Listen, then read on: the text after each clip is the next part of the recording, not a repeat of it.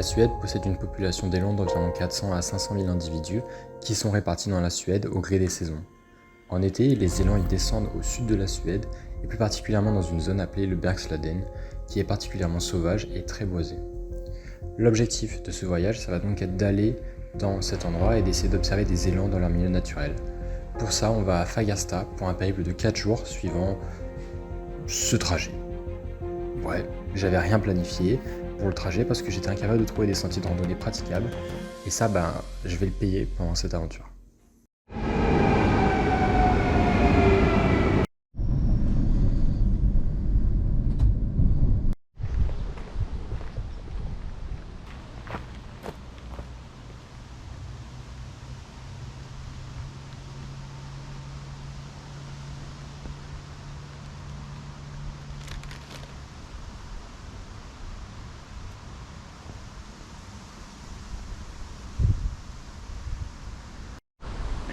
Je suis en train de me faire envahir par les canards.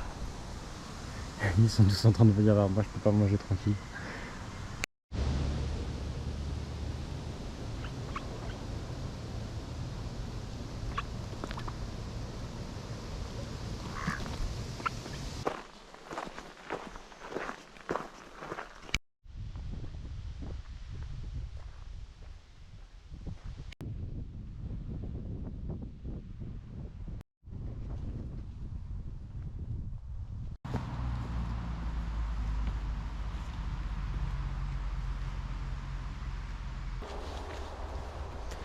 Je suis en train de m'enfoncer dans la forêt profonde qui est absolument envahie de moustiques. Normalement, au bout du chemin, je devrais trouver un truc qui est protégé par le parc naturel. Oula, c'est-à-dire une espèce de grande falaise. Voilà, juste en fait une espèce de grande falaise. Je sais pas ce que je fais là, je suis un chemin de randonnée qui visiblement n'est pas beaucoup emprunté. C'est l'enfer. Regardez-moi ça. Pas vraiment très praticable. Voilà. Mais bon, c'est l'aventure. C'est absolument envahi de moustiques.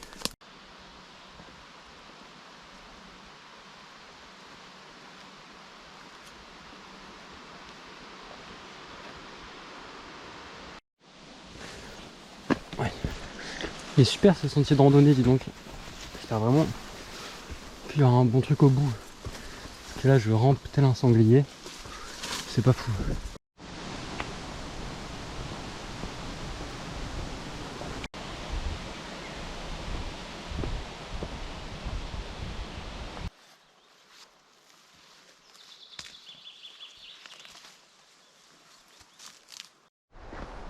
Il est 12h30.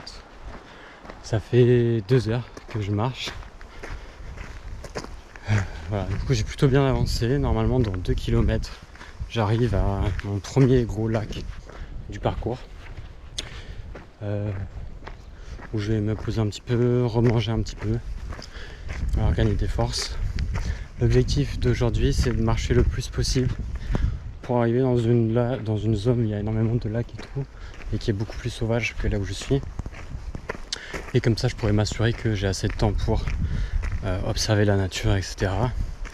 et rentrer le dimanche. Donc aujourd'hui, l'objectif, c'est vraiment couvrir le plus de distance possible. Et ensuite, les autres jours, je ferai plus d'exploration et d'observation de la nature pour trouver les élans et les castors. Parce que j'aimerais quand même bien voir des castors, c'est très drôle.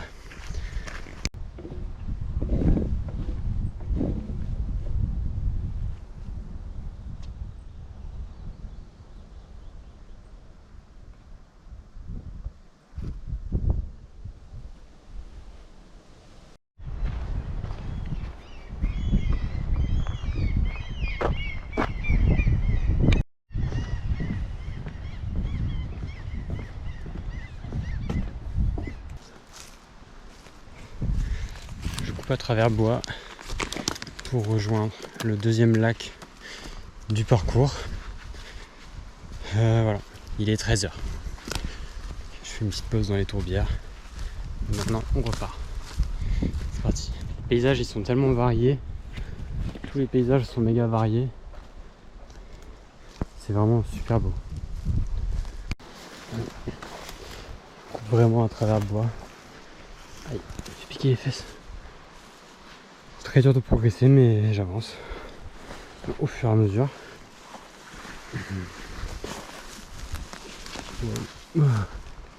C'est incroyable, les rayons du soleil dans ce genre de paysage, c'est vraiment stylé.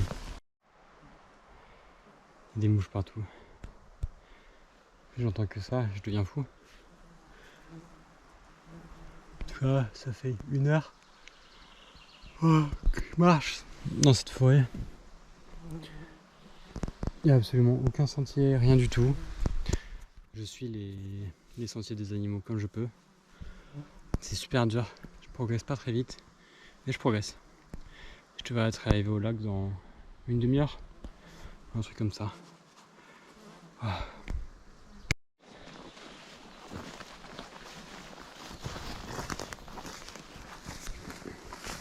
Ça fait trop bizarre de marcher là-dedans. On dirait qu'on marche dans des petits nuages d'herbe. C'est tout transparent et aéré. Super agréable. Des petites caresses. Je suis enfin arrivé au lac. Il est là. Voilà. Après 1h30 de périple pour un parcours qui semblait pas long sur Google Maps. Donc là, petit repos. Et après, on continue. Il doit être... Il est 14h15. Donc ça va, il est encore super tôt en fait. Voilà, je marche jusqu'à 19h je pense pour bien l'avancer et voilà, on continue l'aventure, tout se passe très bien, c'est nickel, les paysages ils sont incroyables. Hop. Je crois que j'ai trouvé mes premières traces d'élan. Ça fait des 2 grands sabots qui s'enfoncent. Vu la taille de l'empreinte, il m'étonnerait que ce soit un cerf. Il y en a à peu près un peu partout là sur le sol. Je voyais des petites empreintes, bon celles-là elles sont plus petites mais là comme ça.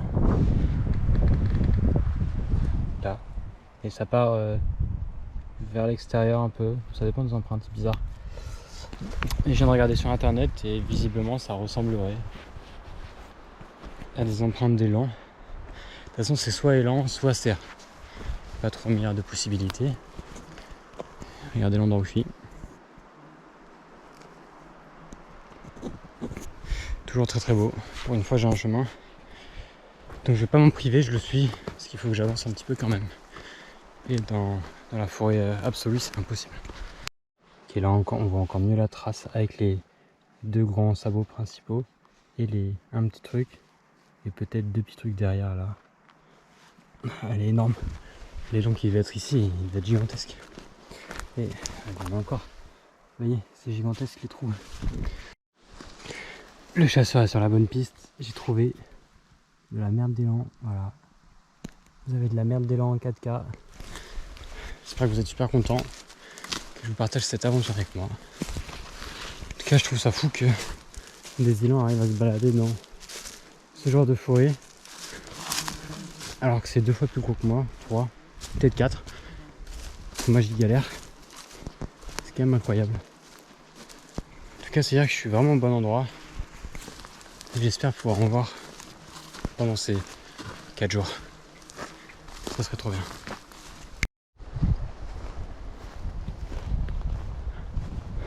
J'ai atterri dans la savane. Je suis sorti de la forêt, je suis arrivé dans la savane. J'ai traversé 2 continents, c'est fou.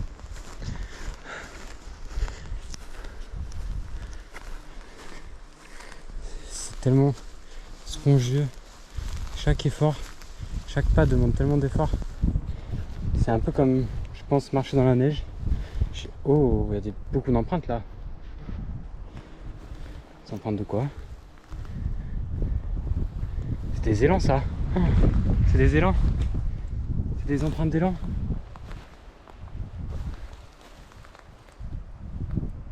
Je pense hein. Ouais, ça fait clairement 2 sabots. Et c'est 2 sabots avec 2 points. Ah mais c'est un marécage en fait, il y a de l'eau en dessous. Juste ici. Ok, il faudrait peut-être pas que j'avance là-bas. Je trouve plein de traces là. Il y a qu'ici, le matin doit y avoir des élans et tout et on peux les voir super bien. J'aurais bien aimé pouvoir m'arrêter ici, mais il faut que je continue à marcher. Dommage.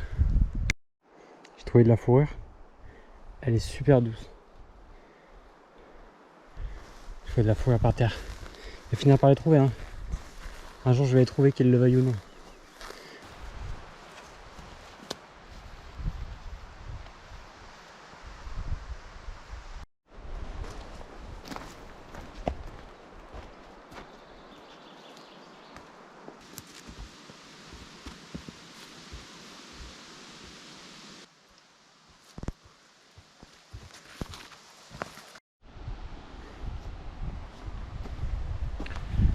Il est bientôt 17h. Je marche toute la journée, je suis épuisé. J'ai tellement mal aux pieds, c'est affreux. Du coup là, où est-ce que je suis? Je suis au bout d'un lac qui est tout long comme ça. Il est sur la longueur. Voilà. C'est magnifique. Et j'ai trouvé une... je vais vous montrer, ça sera plus simple. Il y a un refuge pour dormir puisque c'est sur un parcours de randonnée. Donc je vais dormir ici, comme ça j'aurai déjà tout de près.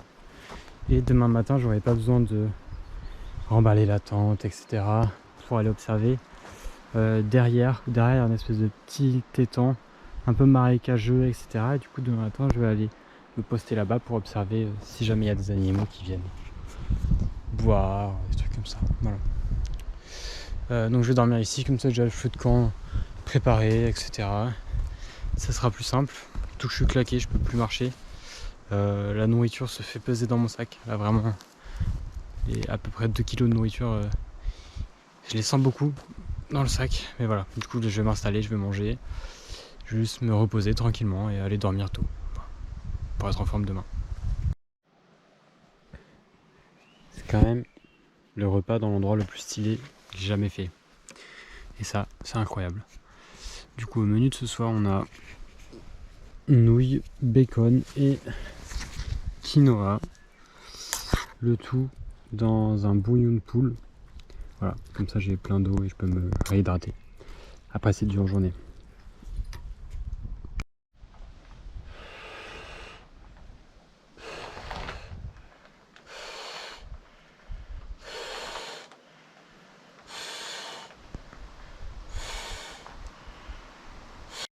Hop, et voilà comment je vais dormir dans l'abri. Tout simplement mon matelas, duvet, ma tente qui me servira d'oreiller du coup, comme ça je serai bien confort. Dans un abri gigantesque avec cette vue. Ça, c'est quand même le plus important. C'est incroyable. Voilà. Je vais bientôt aller dormir. Il est 19h, mais je suis claqué de la mort. Donc je vais me mettre dans mon lit et attendre de m'endormir tranquillement parce que comme ça demain matin je pourrai me lever tôt.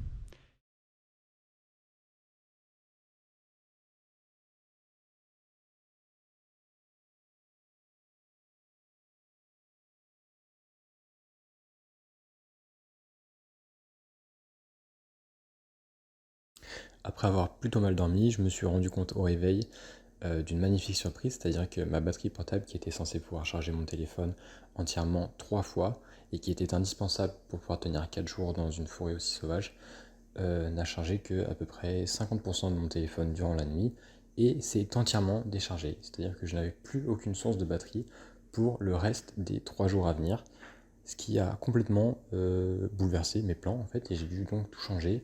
Et je suis parti sur un périple en boucle plutôt qu'en ligne droite pour revenir à Fagersta. L'aventure se transforme maintenant en une aventure de 3 jours avec très peu de batterie en poche, et c'est donc une course contre la montre qui commence avant que je tombe en panne de batterie et reste bloqué, au milieu de nulle part, dans la campagne suédoise. Hop. Il est 8h30. Une nuit vraiment très difficile. Je fais que me réveiller. J'ai plus beaucoup de batterie sur à peu près tous mes appareils. Ma batterie externe tient beaucoup moins bien que prévu. Genre là j'ai plus que un quart de batterie dans ma batterie externe. Alors que je l'ai utilisé qu'une fois. Donc ça va rendre le tout un peu plus compliqué. Du coup je vais faire que 3 jours à la place de 4. Si déjà je tiens les 3 jours ça serait pas mal. Et voilà, du coup je change mon parcours aussi. Je vais faire une boucle plutôt qu'une ligne droite. Et du coup forcément je vais filmer un peu moins parce que ma GoPro elle a déjà plus de batterie non plus. Donc voilà. En tout cas on continue journée 2 en suivant le petit parcours de randonnée. Comme ça le sentier est plus simple. Je sais pas trop où je vais. Je vous avoue que je suis pas arrivé à trouver de carte du parcours de randonnée. Donc je sais pas précisément où il va, mais je sais qu'il atterrira à une ville à un moment donné. Donc c'est tant mieux.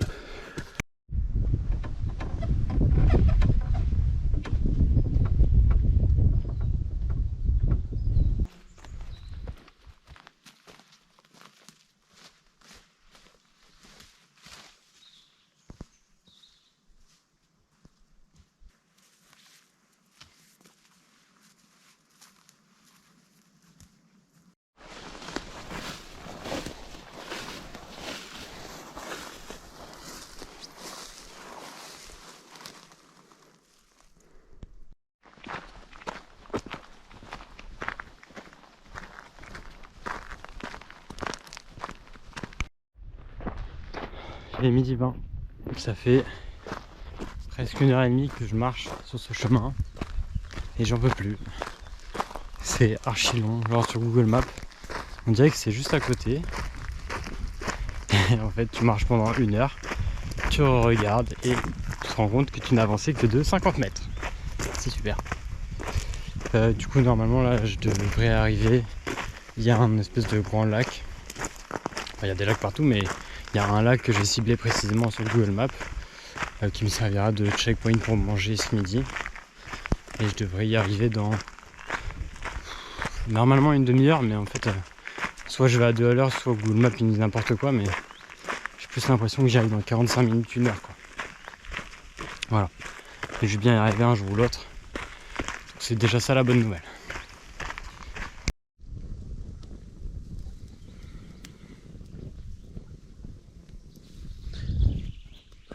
J'ai trouvé le meilleur endroit. Je peux me baigner, faire un petit feu tranquillement. Normalement là-bas il y a une mini-ville, ce qui était mon checkpoint dont je parlais tout à l'heure. Mais du coup je me suis arrêté ici parce que j'ai une petite plage privée. Rien que pour moi, avec une eau super chaude parce qu'elle n'est pas très haute. C'est super, franchement un bonheur. J'adore l'endroit. Là je me prépare à manger parce qu'il est 13h30. Donc je commence à avoir bien faim quand même.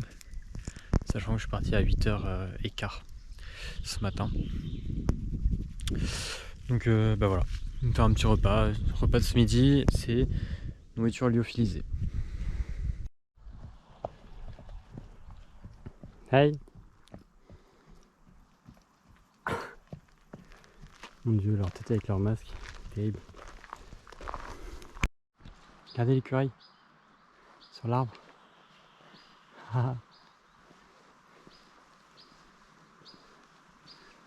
voyez comment il s'accroche. Coucou.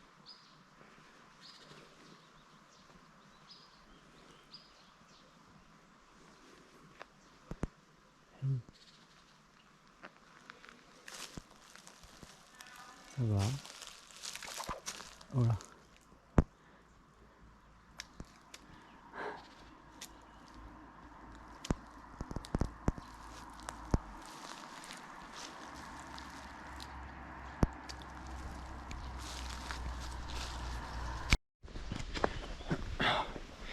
Il est 18h, tout pile.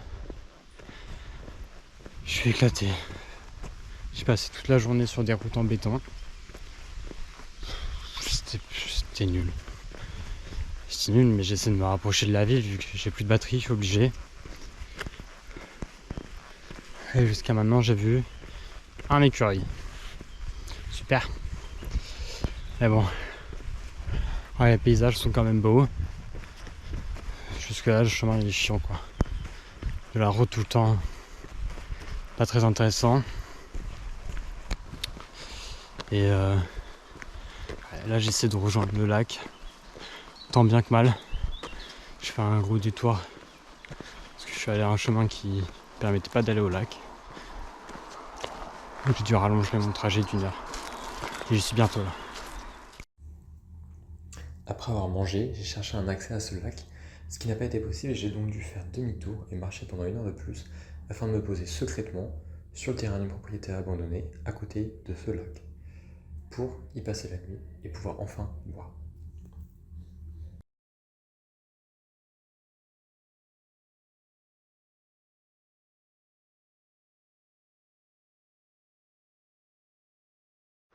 Hop. On est le matin du 3e jour. J'ai jamais aussi mal dormi hier soir. J'ai pas pu manger non plus parce que je pouvais pas faire de feu en sécurité. Des fois j'ai super faim. Je me suis baigné un petit peu, genre je me suis mouillé la tête. Maintenant on repart.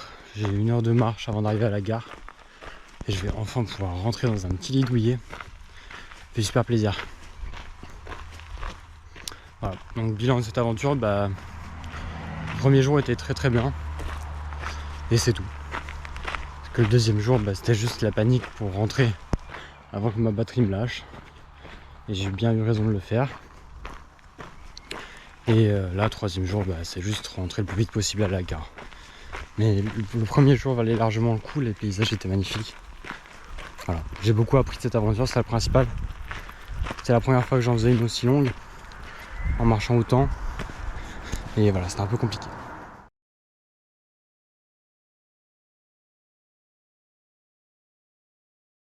Résultat de cette aventure, j'ai parcouru 60 km durant ces 2 jours et demi de marche.